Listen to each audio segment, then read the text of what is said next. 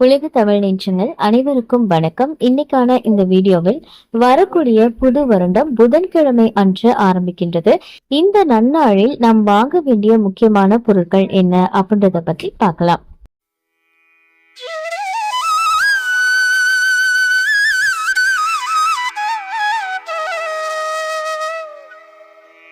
பொதுவா பாத்தீங்க அப்படின்னா எந்த ஒரு நாளாக இருந்தாலும் சரி, மாதமாக இருந்தாலும் சரி, அந்த துவக்கம் அப்படின்றது ரொம்ப முக்கியத்துவம் வாய்ந்தது.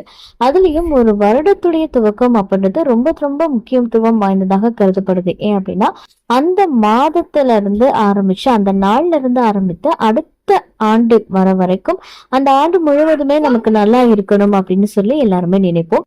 சோ அந்த துவக்கம் அப்படின்றது ரொம்ப முக்கியம். அப்படிப்பட்ட அந்த துவக்க நாள்ல நம்ம செய்யக்கூடிய சில விஷயங்கள் நமக்கு நன்மையாக அமைய வேண்டும்.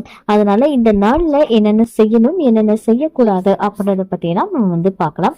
நமக்கு பாத்தீங்க அப்படின்னா அந்த முக்கியமான நாள்ல நம்ம சில பொருட்களை வாங்கிட்டு நம்ம பூஜை அறையில வைத்து வழிபாடுகள் செய்யும் போது அது மேலும் நல்ல பலனை நமக்கு நிச்சயமாக கொடுக்கும். இந்த வருடம் பாத்தீங்கன்னா புதன்கிழமை அன்றைக்கு நமக்கு புது வருடம் துவக்க ஆரம்பிக்குது. சோ இந்த புதன் அப்படின்னு சொன்னாலே அது ரொம்ப ஒரு நல்ல நாள். பொன் கிடைத்தாலும் புதன் கிடைக்காது அப்படின்னு சொல்லி அந்த நாளுடைய பெருமையை மிகைப்படுத்தி சொல்லியிருப்பாங்க. சோ அப்படிப்பட்ட அந்த நாள்ல நம்ம என்னென்ன வாங்கணும் அப்படின்னு பாத்தீங்க அப்படின்னா முக்கியமாக கல்வுப்பு. கல்வுப்பு அப்படின்னு சொன்னாலே மகாலட்சுமியுடைய அம்சம் அப்படின்றது நமக்கு எப்பவுமே தெரியும். எந்த ஒரு வீட்டுல கல் உப்பு நிறைஞ்சு இருக்கோ அந்த வீட்டுல பணத்துக்கு குறைவு அப்படின்றது இருக்கவே இருக்காது அப்படின்னு சொல்லுவாங்க. சோ இந்த வருடம் முழுவதுமே உங்களுக்கு இனிமையான ஒரு வருடமாக அமையணும் அப்படின்னா நீங்க வெல்லம், நாட்டு சர்க்கரை, பனங்கற்கண்டு இந்த மாதிரி இனிப்பு சம்பந்தப்பட்ட பொருட்களையும் அன்னைக்கு வாங்குங்க. கல் உப்புக்கு எப்படி மகாலட்சுமிக்கு விருப்பமோ அதே மாதிரிதான் இனிப்பு வகைகளுமே மகாலட்சுமிக்கு ரொம்ப விருப்பம். சோ அதனால மகாலட்சுமிக்கு விருப்பமான இந்த பொருட்களை அந்த நாள்ல நம்ம வீட்டுக்கு வாங்கிட்டு வருவது அப்படின்றது ரொம்ப ரொம்ப நல்லது. அடுத்ததா பாத்தீங்கன்னா மங்கள பொருட்கள் வாங்கிட்டு வரலாம்.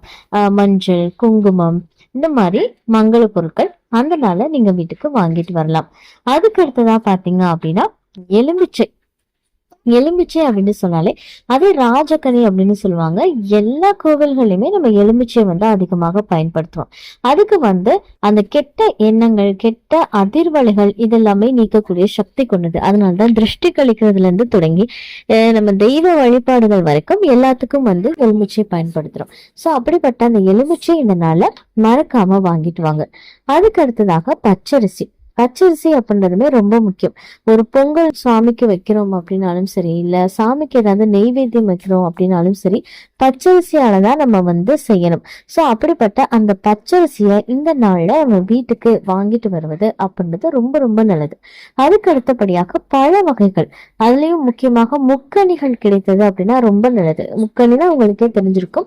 மாப்பழா, வாழை இதெல்லாமே இந்த நாள்ல நம்ம வீட்டுக்கு வாங்கிட்டு பூஜை அறையில வைத்து வழிபாடுகள் செய்துட்டு அதுக்கப்புறமா அதை நீங்க பயன்படுத்திக்கலாம். சோ இந்த மாதிரி நீங்க மகாலட்சுமி அந்த துவக்க நாள்ல நீங்க வழிபாடு செய்துட்டு அந்த வருடத்தை துவங்கும் போது அந்த வருடம் முழுவதும் உங்களுக்கு இனிமையான ஒரு வருடமாக இருக்கும் அப்படின்னு சொல்லப்படுகிறது. இந்த தகவல் உங்களுக்கு பயனுள்ளதாக இருக்கு அப்படின்னா மறக்காம உங்க நண்பர்கள் கூட பகிர்ந்துக்கோங்க. மேலும் இது போன்ற ஆன்மீக தகவல்களுக்கு என்னுடைய சேனலை நீங்க சப்ஸ்கிரைப் பண்ணிட்டு பக்கத்துல இருக்கக்கூடிய பெல் ஐகானையும் பிரஸ் பண்ணிக்கோங்க. நன்றி.